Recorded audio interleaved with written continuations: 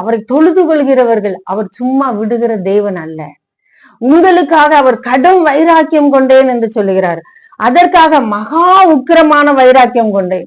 முதல்ல சொல்லுகிறாரு கடும் வைராக்கியம் கொண்டேன் என்று, இரண்டாவது சொல்லுகிறார் மகா உக்கிரமான வைராக்கியம் கொண்டேன் என்று சொல்லி. உங்களுக்கு ஏதோ ஒண்ணுன்னா அவர் பார்த்துட்டு அப்படி சும்மா இருக்கிற கர்த்தர் இல்லை. அவர் மகா உக்கிரம் கொண்டு எழுந்திருக்கிற தேவனாக இருக்கிறேன் என்று சொல்லுகிறார்.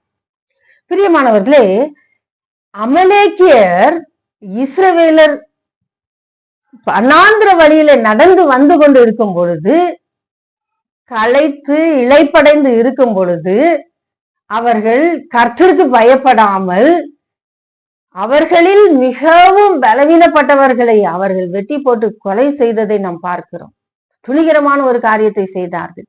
உபாகமம் 25:17 இப்படியாக சொல்லுகிறது, எகிப்திலிருந்து புறப்பட்டு வருகிற வழியிலே அமலேக்கு தேவனுக்கு பயப்படாமல் உனக்கு எதிராக வந்து நீ இளைத்து விடாய்த்திருக்கையில் பின் வருகிற உன் பாளையத்தில் உள்ள பலவீனர்களை எல்லாம் வெட்டினான் என்பதை நினைத்திரு.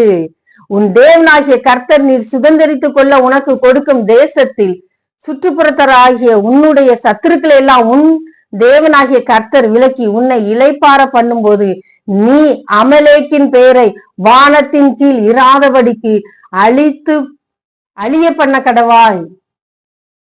அமலேக்கின் பெயரை வானத்தின் கீழ் இராதபடிக்கு அழிய பண்ண கடவாய் என்று சொன்னார். இதை மறக்க வேண்டாம் என்று சொன்னார். நான் உனக்கு ஒரு கானான் தேசத்தை தரப்போகிறேன், அந்த தேசத்தில் நீங்கள் சுகமாய் குடியிருக்கிற போகிறீர்கள், ரொம்ப சந்தோஷம். அதற்கு முன்பாக நடந்ததை மறந்து போகாதே என்று சொன்னார். ஒருவேளை எனக்கு இப்படி ஒரு கொடுமை நடந்துச்சு, ஆனா எல்லாரும் மறந்துட்டாங்க என்று சொல்லலாம். ஆனா கர்த்தர் மறக்கவே மாட்டார். கர்த்தர் மறக்கவே மாட்டார். நீங்க இந்த பூமியில ஒரு நல்ல காரியம் செய்திருந்தாலும் அதை கர்த்தர் மறக்கவே மாட்டார். அப்படி நல்ல காரியம் செய்து உங்களுக்கு யாராவது தீமை செய்திருப்பார்களே ஆனால் அவர்களையும் கர்த்தர் மறக்கவே மாட்டார். கணக்கு கேட்கிற கர்த்தர் 3ஆம் 4ஆம் தலைமுறை மட்டும் நான் விசாரிக்கிற தேவனாக இருக்கிறேன் என்று சொல்லுகிறார். அப்படிப்பட்ட கர்த்தரை நாம் தெய்வமாக கொண்டிருக்கிறோம். இப்படிப்பட்ட சீரை பெற்ற ஜனம் வாக்கியம் உள்ளது. எனக்காக அவர் வைராக்கியமாக எழுந்திருக்கிறார். கடும் வைராக்கியமாக, சாதாரண வைராக்கியம் இல்ல, கடும் வைராக்கியமாக எழுந்திருக்கிறார். மகா உக்கிரமான வைராக்கியமாக அவர் எழுந்திருக்கிறார். என்ன, ஏன் அவர் எழுந்திருக்கிறார்? எனக்கு நடந்த கொடுமை, எனக்கு நடந்த கஷ்டம், என்னை எந்த மாதிரி வேதனைப்படுத்தினாங்க, என்னை தள்ளுனாங்க, என்னை காயப்படுத்தினாங்க, என்னை துக்கப்படுத்தினாங்க. ஆனா இன்னைக்கு கர்த்தர் எனக்காக வைராக்கிய வாஞ்சையோடு எழுந்திருக்கிறார். அவர் சும்மா இருக்க